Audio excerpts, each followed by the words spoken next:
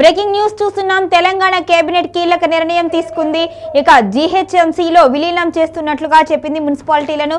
దీనికి సంబంధించి అయితే భట్టి విక్రమార్క క్లారిటీ ఇచ్చినట్టుగా తెలుస్తుంది. మొత్తానికైతే కీలక దిశగా అయితే అడుగులు వేస్తుంది తెలంగాణ కేబినెట్. ఇక ఏ అంశాల మీద నిర్ణయం తీసుకుంది, వాటిని ఎప్పుడు అమలు చేస్తారో అనే విషయాల గురించి ఇప్పుడు తెలుసుకుందాం. దీనిపై మరింత సమాచారాన్ని మా కరెస్పాండెంట్ రాము అందిస్తారు.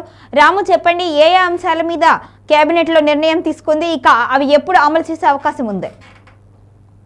రైట్, ఈ రోజు తెలంగాణలో కేబినెట్ సమావేశం అనేది జరిగింది. సీఎం రేవంత్ రెడ్డి గారి నేతృత్వంలో సచివాలయంలో కేబినెట్ సమావేశం జరిగింది. దాదాపు 4 గంటల పాటు జరిగిన ఈ సమావేశంలో పలు అంశాలపై కేబినెట్ కీలకమైన నిర్ణయాలు తీసుకున్నది. ఇందులో ముఖ్యంగా మున్సిపాలిటీలను 27 మున్సిపాలిటీలను జిహెచ్ఎంసీ పరిధిలోకి తీసుకొచ్చేందుకు నిర్ణయం తీసుకున్నారు. అలాగే విద్యుత్ పైన, అలాగే డిస్కంల పైన కూడా వారు నిర్ణయం తీసుకున్నారు. ఆ డిస్కంలలో పలు సేవలను కూడా తీసుకొస్తున్నట్లు వారు నిర్ణయం తీసుకున్నారు. దీంతో పాటు స్థానిక సంస్థల ఎన్నికల కోసం కూడా వారు పలు అంశాలను పరిశీలించినట్టయితే తెలుస్తా ఉన్నది. మొత్తం మీద 27 మున్సిపాలిటీలను జిహెచ్ఎంసీలో విలీనం చేయాలని ఆ కేబినెట్ అయితే నిర్ణయించింది.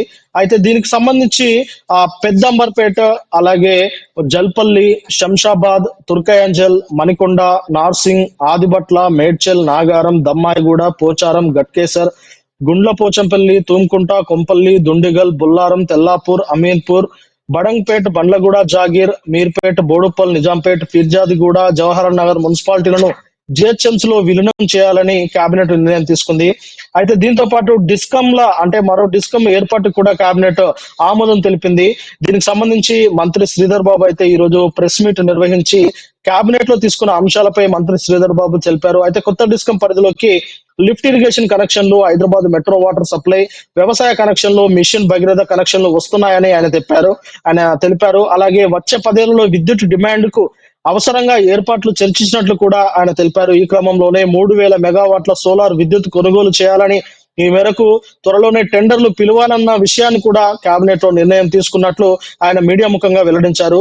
అయితే ముఖ్యంగా కేబినెట్ లో తీసుకున్న అంశాలను ఒక్కసారి పరిశీలించినట్టయితే 2000 మెగావాట్ల పంప్డ్ స్టోరేజ్ విద్యుత్ విభాగంలో పెట్టుబడుల ఆహ్వానం, కొత్త పరిశ్రమలకు సొంతంగా విద్యుత్ తయారు చేసుకునేందుకు అనుమతి ఇచ్చేందుకు కేబినెట్ లో నిర్ణయం తీసుకున్నట్టు తెలుస్తా ఉన్నది. అలాగే ఎన్టీపీసీ ఆధ్వర్యంలో రామగుండంలోని 800 మెగావాట్ల ప్లాంట్ నిర్మాణం, అలాగే పాల్వంచ, ముక్తకల్లోని ప్లాంట్ల నిర్మాణం అవకాశాలపై పరిశీలన కూడా చేశారు. అలాగే హైదరాబాద్ లోని 3 సర్కిల్గా విభజించిన భూగర్భ కేబుల్ విద్యుత్ వ్యవస్థ ఏర్పాటు పైన కూడా కేబినెట్ నిర్ణయం తీసుకున్నట్టు తెలుస్తా ఉన్నది. అలాగే భూగర్భ విద్యుత్ వ్యవస్థతో పాటు టీ ఫైబర్ కేబుల్ ఏర్పాటుపై, అలాగే భద్రాద్రి జిల్లా దుమ్మిగూడెం మండలం పెద్దనపల్లిలో యంగ్ ఇండియా స్కూల్ ఏర్పాటుకు 300 ఎకరాల స్థలం కేటాయింపుపై కేబినెట్ లో నిర్ణయం తీసుకున్నారు.